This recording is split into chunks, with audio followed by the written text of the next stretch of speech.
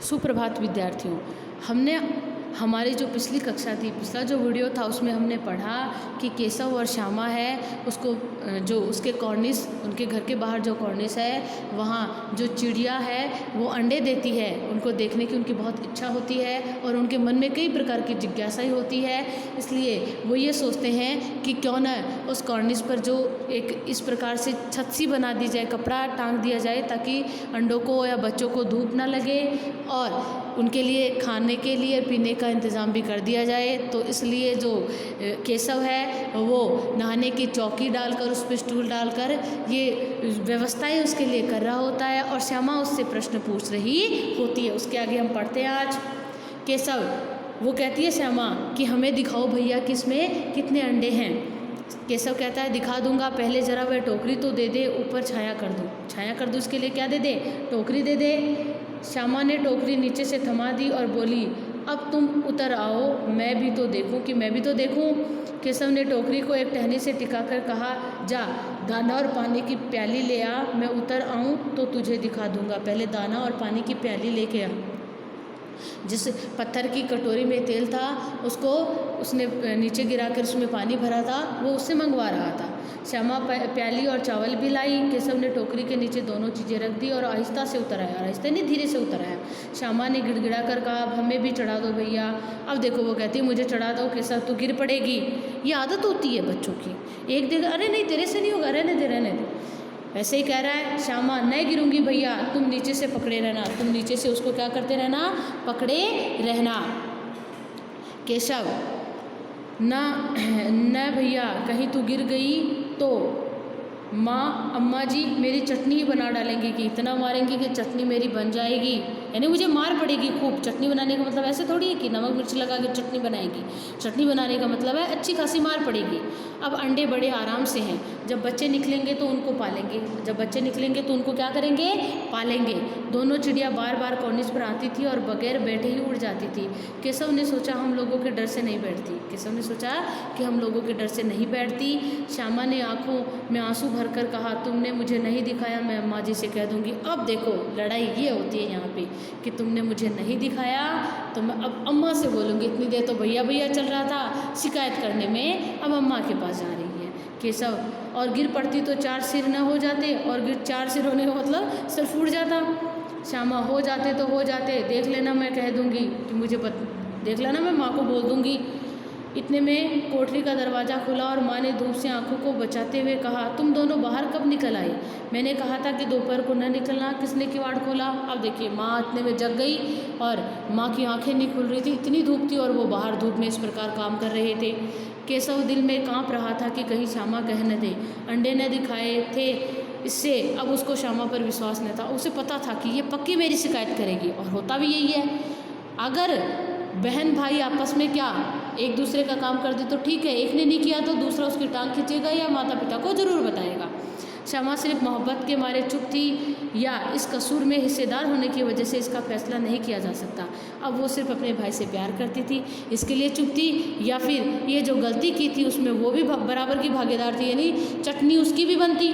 अगर भैया की चटनी बनती तो 2-4 उसकी भी पड़ जाती। शायद दोनों ही बातें थी। माँ ने दोनों को डांट डपट कर फिर कमरे में बंद कर दिया और अब धीरे धीरे उन्हें पंखा झलने लगी। अब दोनों बच्चों को नींद आ गई। 4 बजे एकाएक श्यामा की नींद खुली। किवाड़ खुले हुए थे। वह दौड़ी हुई कॉर्निस के पास आई और ऊपर की तरफ ताकने लगी।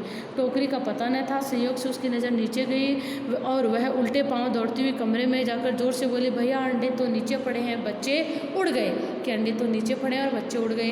केशव घबरा कर उठा और दौड़ता हुआ बाहर आया तो क्या देखता है कि तीनों अंडे नीचे फूटे पड़े और उनसे कोई चूने किसी चीज़ बाहर निकल आई है। सफ़ेद सफ़ेद चूने की सी चीज़ देखिए निकली हुई है। पानी की प्याली भी एक तरफ टूटी पड़ी है और पत्थर की प्याली थी वो भी टूट गई। देखिए टोकरी भी पड़ी है, अंडे भी पड़े हैं, आपको दिखाई दे रहे होंगे। अब देखिए उसके चेहरे का रंग उड़ गया। सहमुई आंखों से ज़मीन की तरफ देखने लगा। चेहरे पे जो खुशी थी वो उड़ गई। श्यामा ने पूछा, बच्चे कहाँ उड़ गए भैया? केशव ने करुण स्वर में कहा, करुण यानी एकदम दर्द भरे पीड़ा भरे स्वर में कहा, अंडे तो फूट गए। श्यामा, और बच्चे कहाँ गए?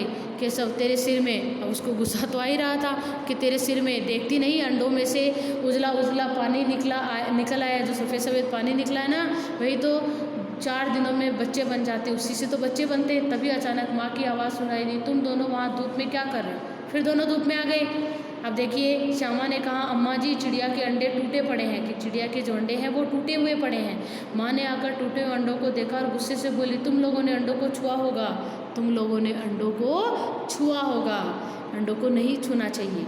अब तो श्यामा को भैया पर जरा भी तरस ना आया। अब उसको गुस्सा आ गया, क्योंकि एक तो दिखाया नहीं, उसी ने शायद अंडों को इस तरह रख दिया कि वह नीचे गिर पड़े, इसकी उसे सज़ा मिलनी चाहिए। अब उसको गुस्सा आ गया। यह सोचते हुए श्यामा बोली, भैया ने अंडों को छेड़ा था अम्मा जी। अब देखिए भैया की खैर नहीं। माँ ने केशव से पूछा, क्यों रे तुम इतने बड़े हो गए, तुम्हें अभी इतना भी नहीं मालूम कि छूने से चिड़िया के अंडे गंदे हो जाते हैं? चिड़िया फिर उन्हें नहीं सेती। सेने का मतलब है बैठकर वो उन्हें गरमास नहीं देती। जब वो उनके ऊपर बैठती है उन्हें गरमास देती, गर्म करती है, तभी तो उस बच्चों का निर्माण होता है। श्यामा ने डरते डरते पूछा, तो क्या चिड़िया ने अंडे गिरा दिए हैं अम्मा जी? माँ, और क्या करती? केशव के सिर पर इसका पाप पड़ेगा। माँ ने क्या कहा कि केशव के सिर पर इसका पाप लगेगा कि जो अंश इनमें पल रहे थे वो मर गए। केशव रोनी सूरत बनाकर रोते हुए, मैंने तो सिर्फ अंडों को गद्दी पर रख दिया था अम्मा जी, के अंडों को उठाकर गद्दी पे रखा था। माँ को हंसी आ गई, मगर केशव को कई दिनों तक अपनी गलती का अफसोस होता रहा। अंडों की हिफाजत करने के जोश में उसने उनका सत्यानाश कर डाला, उनका पूरी तरह से क्या कर दिया? नाश कर दिया। इसे याद कर वह कभी कभी रो पड़ता था, रोने लग जाता था। दोनों चिड़िया वहाँ फिर न दिखाई दी। बेचारी दोनों चिड़िया है वहाँ फिर से दिखाई नहीं दी। अब देखिए हमें इस पाठ से क्या शिक्षा मिली? हमें यही शिक्षा मिली कि जानकारी के अभाव में अगर हमें किसी चीज़ का पूरा ज्ञान नहीं, अधूरा ज्ञान है, तो हमें उस पूरे ज्ञान के अभाव में कार्य है वो नहीं करना चाहिए। अगर हमने वो काम किया है तो वो गलत होता है। आधा ज्ञान हमेशा दिक्कत देता है, पूरा ज्ञान ही होना चाहिए हमें। अगर पूरा ज्ञान नहीं है तो हमें उस कार्य को नहीं करना चाहिए। बड़ों का कहना मानना, जानकारी के अभाव में कुछ न करना, किसी जीव के जीवन में दखल न देना। चिड़िया अपने बच्चों को से रही थी, आराम से उससे बच्चे भी निकल आते, लेकिन इनके छेड़ने की वजह से वो अंडे हैं वो टूट गए। उनके देखिए ये हमारी आदत है, हमारी आदत है कि हमें गद्दीदार बिस्तर चाहिए। बेचारे जो जानवर होते हैं उनके लिए तिनका ही उनका बिस्तर होता है, ये हमें सोचना चाहिए। आपको अच्छे से ये समझ में आ गया होगा। इसको आपको अच्छे से सुनना है, समझना है, पाठ को फिर से अच्छे से पढ़ना है। धन्यवाद।